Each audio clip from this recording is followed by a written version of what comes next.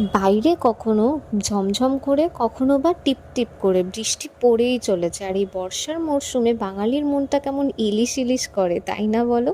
তাই তো নিয়ে এসেছি ইলিশের সম্পূর্ণ ভিন্ন স্বাদের একটি নতুন রেসিপি, যেটা তোমরা বাড়িতেই তৈরি করে নিতে পারবে খুবই কম উপকরণে। তার জন্য প্রথমে একটা গোটা ইলিশ মাছকে কেটে নিয়ে নুন, হলুদ আর একটু সর্ষের তেল দিয়ে ভালো করে ম্যারিনেট করে সাইডে রেখে দেবো। এরপর শিলে 1 চামচ গোটা জিরে, 4টে কাঁচা লঙ্কা নিয়ে ভালোভাবে সেটাকে বেটে নিচ্ছি। আর কড়াইতে এর মধ্যে দিয়ে নিলাম খানিকটা সর্ষের তেল। তেলটা গরম হয়ে এলেই সামান্য নুন ছিটিয়ে দিচ্ছি, যাতে মাছগুলো ভাজার সময় খুব একটা লেগে না পড়ে।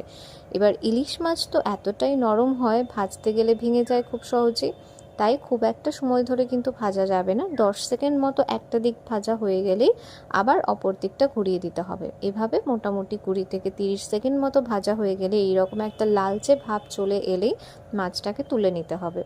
এরকম করে আমি সব কটা মাছকে ভেজে নিয়েছি। আর মাছ ভাজার পরে তেলটা যেহেতু একটু কমে এসছে, আরও খানিকটা তেল দিয়ে নিলাম এর মধ্যে।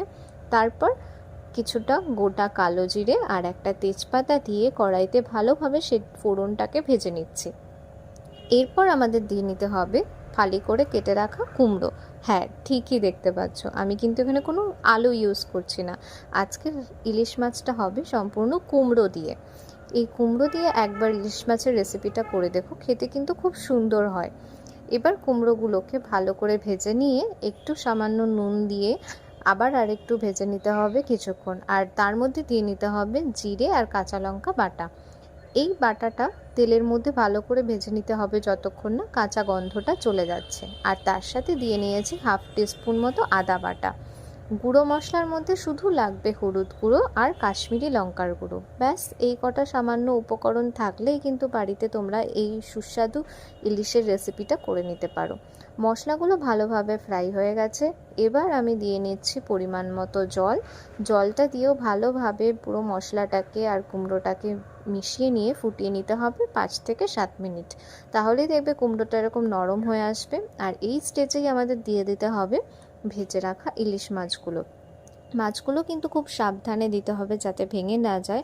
অলরেডি ভাজা আছে তো খানিকটা নরম হয়েই এসেছে। তো এরপরে মাছ ভাজার থেকে যে তেলটা বেরিয়েছে সেই তেলটাও দিয়ে দিচ্ছি, এটাই কিন্তু টেস্টটা আরও এনহ্যান্স হবে। এবার কড়াইটা এরকমভাবে নাড়িয়ে দিতে হবে, কোনো খুন্তি বা চামচ দিয়ে কিন্তু আমি নাড়ছি না। কড়াইটা এরকম নাড়িয়ে দিলেই কিন্তু রেডি তোমাদের কুমড়ো দিয়ে ইলিশ মাছের তেল ঝাল। বাড়িতে অবশ্যই একদিন বানিয়ে জানিও আমায় কেমন হয়েছে। আজ এই পর্যন্তই, দেখা হবে নেক্সট ভিডিওতে। টাটা।